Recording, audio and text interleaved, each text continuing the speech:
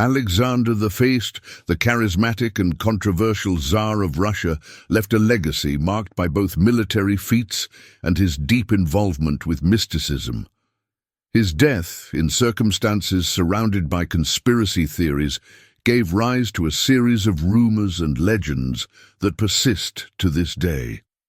Years later, in the isolated Siberian city of Tomsk, an enigmatic man named Fyodor Kuzmich emerged, bringing with him an aura of mystery and a possible link to the history of the Russian Empire. Fyodor was shrouded in secrets, and local stories began to circulate, suggesting that he had deep connections with the Russian nobility. It was believed that, in the most remote regions of Siberia, groups of monks kept secrets capable of transforming the official narrative of the empire. These monks, known for their spiritual dedication, practiced the Great Schema, a ritual of orthodoxy that symbolized the highest form of spiritual rebirth. This path, reserved for a few, led the individual to an existence of deep devotion and connection with divine forces. One of the most intriguing questions is whether Alexander had, in fact, become an initiate of this sacred rite. There is evidence that points to this possibility, especially considering rumors that the Tsar had staged his own death in 1825, adopting the identity of Fyodor Kuzmich. Could the grand scheme be a clue that would help unravel this connection, or was it just an attempt to explain the disappearance of the leader whose death was shrouded in uncertainty? What further reinforces this theory is Alexander's possible involvement in the mysterious death of his father, Paul I. This tragic event could have triggered a deep sense of guilt in the Tsar, leading him to seek redemption through a life of seclusion and penance. But what would make the Tsar of all Russia abdicate power and plunge into a monastic existence? Had the traumas of power and the constant games of intrigue in the imperial court pushed him to this decision? The remote mountains of Siberia, with their untamed nature, could have become his spiritual refuge, away from the pressures and responsibilities of the throne. Another point that raises suspicion is the behavior of Fyodor Kuzmich. He was described as a man with a serene appearance, but carried a posture that resembled someone of noble origin. Among his belongings, an encrypted message with the initials AP was found, raising even more speculation about his true identity. The mystery surrounding Fyodor intensified when graphologist Svetlana Semyonova carefully analyzed his handwriting, comparing it with Alexander's. The results were surprising. The similarities were undeniable. Although Fyodor's writing demonstrated a serenity acquired over time, the fundamental traits remained the same.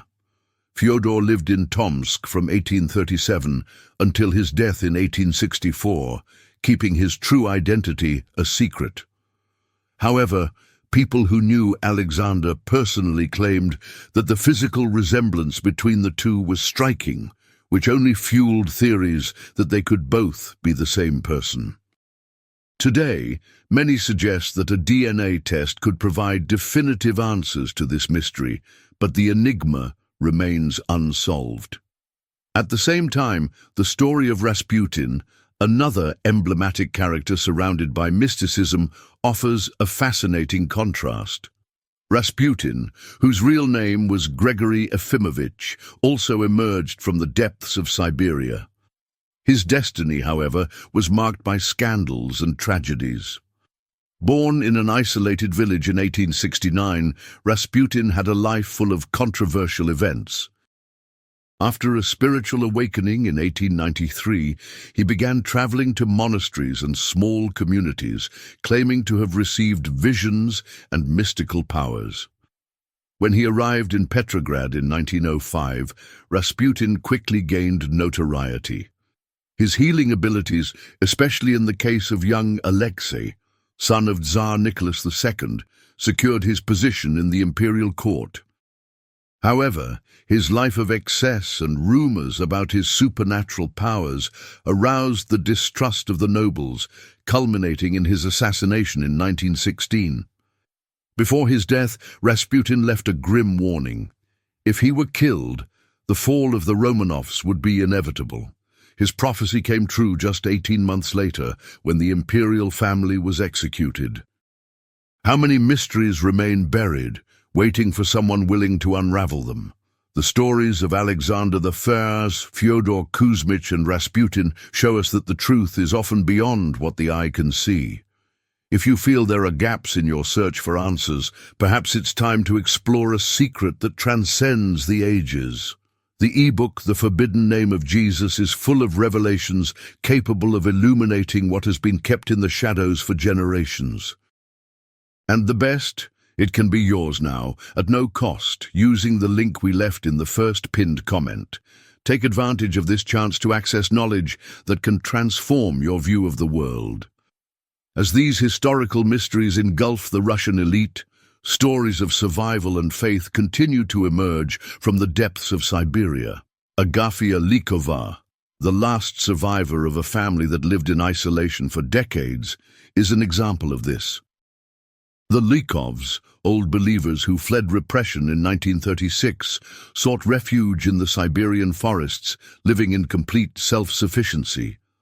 For more than 70 years, Agafia and her family faced the hardships of extreme isolation, maintaining their beliefs and traditions amidst the vast wilderness. In 1978, a team of geologists found something extraordinary: a family living in total isolation in the heart of the Siberian forest. Without any contact with the modern world, they had recreated a microcosm of survival amid the icy vastness. The geologists gradually gained the family's trust by offering small gifts, but the connection with the outside world was never completely established. Even after 3 members succumbed to disease, the survivors refused to abandon the forest, maintaining their independence in a hostile environment.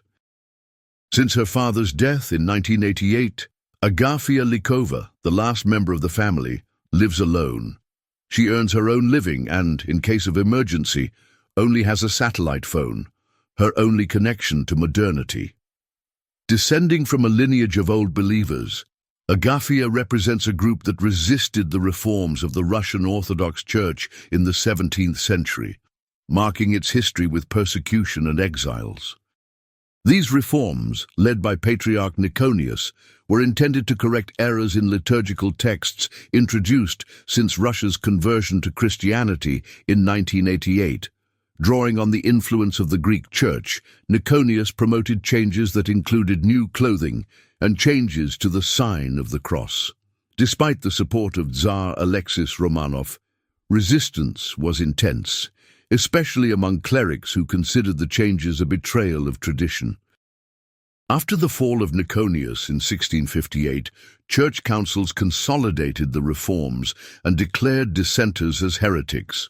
Called Raskolniki or schismatics, these groups were persecuted and many ended up being executed. Divided into 2 branches, the Popovtsi continued to seek priests, while the Bespopovtsi completely rejected the clergy and most of the sacraments. Even so, old believer communities persisted, overcoming adversities such as the Russian Revolution and maintaining traditions that, in 1971, led the Russian Orthodox Church to revoke the excommunication of these groups. Among the mysteries of Siberian spirituality, the Great Orthodox Scheme stands out as a landmark of religious dedication. With roots dating back more than 1,500 years, this monastic tradition requires total surrender to God, with vows of poverty, chastity, and obedience. The path is divided into 3 levels: novice, lesser scheme, and the highest, the grand scheme. The latter symbolizes a complete transformation, a spiritual rebirth, where the monk experiences a second baptism, purifying his soul of past sins. Those who reach this level wear the analav, a black robe that serves as a constant reminder of their vows and spiritual struggles. Every detail of this ritual, from the rigorous fasts to the intense self-reflection, symbolizes the death of an old life and the beginning of an existence dedicated exclusively to faith. For these monks, the connection with the divine becomes absolute, guiding them to a life of spiritual surrender. In the same Siberia, Lake Baikal stands out as one of the most fascinating and sacred settings. For the Buryats, who have inhabited the region for centuries, the lake is revered not only for its beauty, but also for its role as a source of inspiration and sustenance. Masha Bambueva, a local resident, describes Baikal as a symbol of strength and generosity, nourishing the body and soul of those living around it. The grandeur of the lake is so impressive that even visitors from other countries feel its unique energy. Mark Anterman, a Swiss traveler, described his experience as an encounter with silence and serenity, something that transcends mere landscape. Still, life around Baikal is not easy. The harsh winters test the residents' resistance, but the natural beauty and abundant resources make up for the difficulties. Mysteries like those of Alexander the Fern and Rasputin show how much the occult can transform lives. Don't let this opportunity slip by. The forbidden name of Jesus, it's almost sold out. This spiritual connection with the lake is reinforced by the shamanism practiced by the Buryats, a tradition that remains alive even after centuries of influence from Orthodox Christianity. In many cases, Christianity and shamanism coexist, creating a rich fusion of practices and beliefs. Even those who do not actively follow these traditions respect their rules, such as avoiding approaching shamanic rock, a place of great reverence. Among the Siberian enigmas that mix spirituality and science, the story of the Lama Dashidorjo Itiglov is one of the most fascinating. In 1927, the spiritual leader announced his imminent departure, asking his followers to revisit his body 30 years later. He then went into deep meditation and passed away in the lotus position. Decades passed, and the Soviet repression of Buddhism almost erased its memory. Only after the Second World War were Buddhists able to rebuild their monasteries, still under strong state surveillance. When Itiglov's tomb was reopened 30 years after his death, his followers were perplexed. The body remained in perfect condition, still in the same meditative position. Reburied in secret, it was rediscovered years later by the young Lama Bimba Dorji, who sought to understand the meaning of this phenomenon. Today, Itiglov's body rests in a protected monastery, attracting the curious and faithful. For the great Lama Alchev, its preservation is a miracle that transcends scientific explanations. The story of Dashidorjo Itiglov continues to attract curious people and scholars fascinated by its inexplicable conservation. Although skeptics question the authenticity of the phenomenon, Itiglov's legacy remains as a symbol of a deep connection between the physical and spiritual worlds. This same search for understanding the spiritual universe is central to shamanic practices spread across several communities in Siberia and neighboring regions, which have preserved traditions linked to spirituality for centuries, despite facing external pressure. The Tuvans, an ethnic group of Turkic origin, are an example of this cultural resistance. They inhabit areas of Mongolia, Russia and China, concentrating mainly in the Mongolian provinces of Kovd and Zavkan. Within this group, the Duka, or Tsatan, stand out for maintaining a unique tradition, nomadic reindeer husbandry in the taiga region of Mongolia. Less than 40 families survive with this ancestral practice, using reindeer as a means of transport, source of food and merchandise for exchange. These families live in yurt-like tents, reflecting a lifestyle adapted to the hostile environment. Tsatan spirituality is deeply rooted in shamanism, a practice that suffered repression during the Soviet period but resurfaced in the 1990s. Tsatan shamans are considered intermediaries between the human and spiritual worlds, conducting rituals in their native language to heal, predict the future, and ward off evil forces. Within this vision, all living beings have souls, and shamans offer tributes to the spirits of nature as a way of maintaining balance between the two worlds. Shamanism also plays an essential role in Buryat culture, one of the strongest traditions in North Asia. Even with Soviet repression, the Buryats continued to perform their rituals, many of them in secret. During ceremonies, shamans go into a trance to communicate with gods and ancestors, seeking solutions to issues that afflict the community, such as illnesses or family conflicts. Reverence for gods such as Father Heaven and Mother Earth is a constant, as is the belief in spiritual entities linked to natural elements such as rivers and mountains. The color white, a symbol of blessings and purity, appears frequently in these rituals. Offerings, which include food and vodik, are made to honor the spirits, and this drink, considered sacred, is used in ceremonies both for purification and as part of spiritual communion rituals. Tibetan Buddhism, which arrived in the region in the 17th century, influenced some Buryat practices, but shamanism continued to coexist with the new beliefs, creating a unique spiritual fusion. In recent years, with the reopening of monasteries, Buddhism has undergone a renaissance, bringing back traditions that had been silenced. Hidden stories have the power to change perspectives. Get your free access to the forbidden name of Jesus. Few units left. Take advantage while it's still available. Among the Ainu, who have inhabited Siberia for centuries, shamanism is also a fundamental practice. The shaman's tent, known as yanga, is the center of the ceremonies. This conical structure, covered with tree bark and skins, houses the sacred fire, whose smoke symbolizes the connection with heaven. During rituals, it is believed that the shaman's soul can travel to the upper and lower worlds, interconnecting the different planes of existence. These sacred spaces are decorated with carved posts representing animals and ancestors, highlighting the interaction between sky, earth, and water. In the far north of Siberia, the Nganasan have kept their spiritual traditions almost intact. This group, originating from the Samodian branch, inhabits the remote Taimyr Peninsula. Traditionally semi-nomadic and wild reindeer hunters, they resisted external influences and were never converted to Christianity. Their practices include worshipping the sun, moon, and natural elements. Although the last official shaman passed away in 1989, the songs and legends continue to be transmitted by elders, preserving ancient memories and knowledge. On the other hand, the Chukti, on the Chukotka Peninsula, also have a rich history of survival and cultural resistance.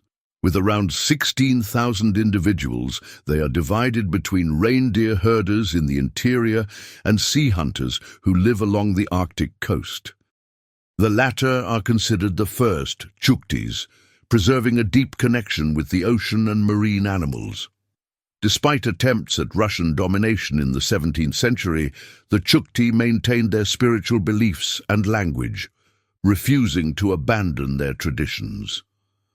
In the Altai region, respect for nature is central to the spiritual practices of nomadic communities. Every natural element, be it a mountain or a river, is seen as possessing a spirit. During migrations, families perform rituals to protect their journeys, seeking harmony with the spirits of the land. These rituals include visits to ancient petroglyphs, which chronicle ancestry and spiritual beliefs, connecting young people to the roots of their culture. The Nenetsis, indigenous to the Russian Arctic, also stand out for their deep spiritual connection with reindeer, which are considered sacred and essential for their survival. With around 49,000 people, divided between tundra and forest speakers, the Nenetsis keep their language and traditions alive, resisting the changes imposed by modernity. Despite constant pressure from oil companies and government policies, many indigenous and spiritual communities in Siberia continue to practice their shamanic traditions, preserving a deep bond with their cultural and spiritual roots. Shamans, as spiritual guides, play a crucial role in societies facing rapid change, helping communities maintain their identity and connection to the natural world. But what draws us to these distant and mysterious places, like the Siberian forests or the heights of Mount Kailash?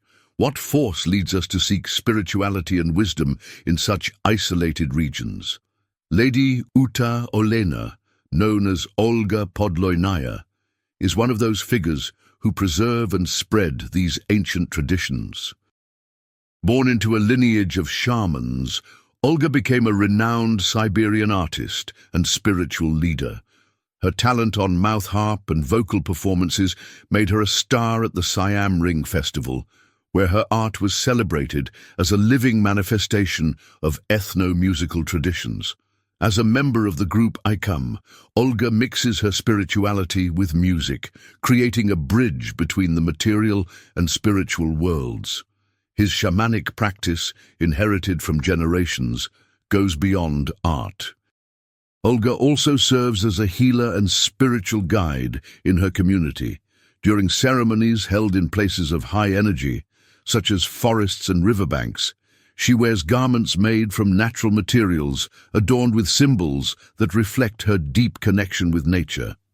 These rituals, rich in symbolism, reaffirm the role of shamans as mediators between human beings and the spiritual realm. The truth you seek may be just one step away. The forbidden name of Jesus is available for a limited time. Don't leave it for later, guarantee yours now. Spiritual tradition transcends borders and eras, as exemplified by Padmasambhava, known as Guru Rinpoche. This 8th century tantric Buddhist master played an essential role in introducing Vajrayana Buddhism to Tibet.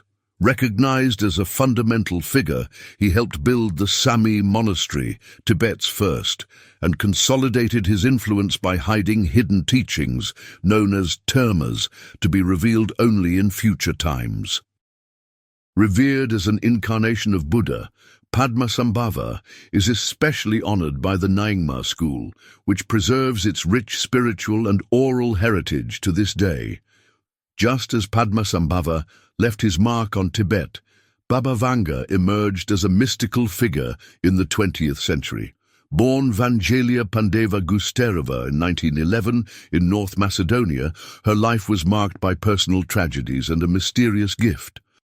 After losing her sight in an accident, Vanga developed clairvoyant abilities that made her famous in Eastern Europe.